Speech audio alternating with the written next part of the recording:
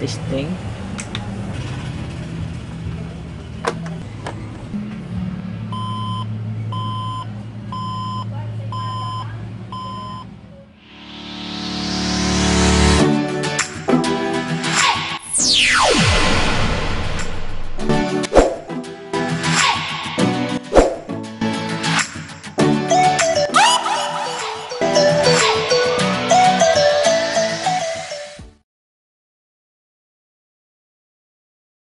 HP Compact. Yan. Ito yung lock. Slim type to. Medyo mabigat. Old model. May lock din dito sa kabilang gilid. Okay. Sabay natin pindutin yan. So, dapat sabay. Ha? Okay. Sabay push. Tulak pataas. Sabay angat pataas.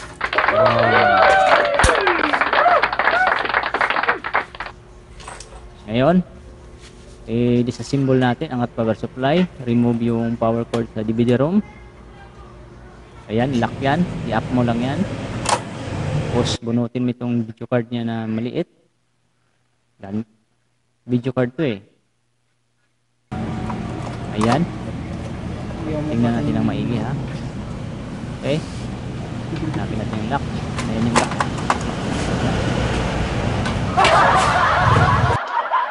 Ayan, memory. Pindutin lang yung mga puti sa gilid. Yan, yung lock. Push mo lang yan palabas. Tapos silain yung memory pataas. Diba? Tingnan mo ha. Push. Push. Tapos yun. Angat natin yung video para maganda. Ayan o. Tapos silain mo lang yung memory pataas lahat pag natanggal na yung lock. Issue po nito ay remove natin lahat ng parts. Ayan, tanggalin lahat ng wire. Yan yung power supply sa mainboard. Ito yung SATA. SATA cable. Ayan, yung ilang pin yan. Hindi ko alam kung ilang pin to eh. 24 pin ata yan. Maliit eh. Bunutin natin. Yun, dali. Ito pa. Ayan. Lahat ng wire, ilabas natin.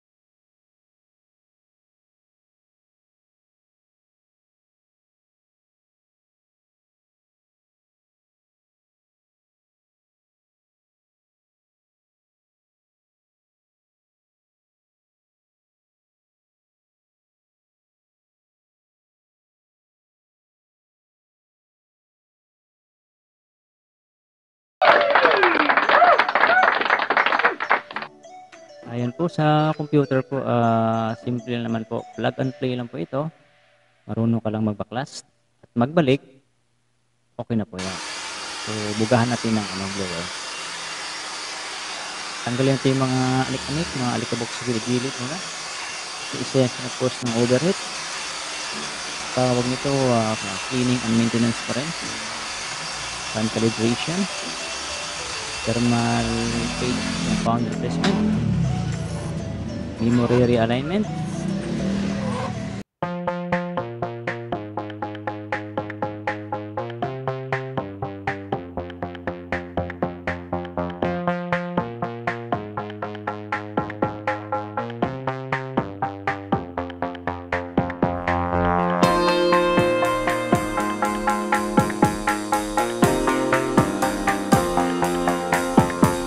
Yung Intel po ito. Pag Intel po, kita natin po Intel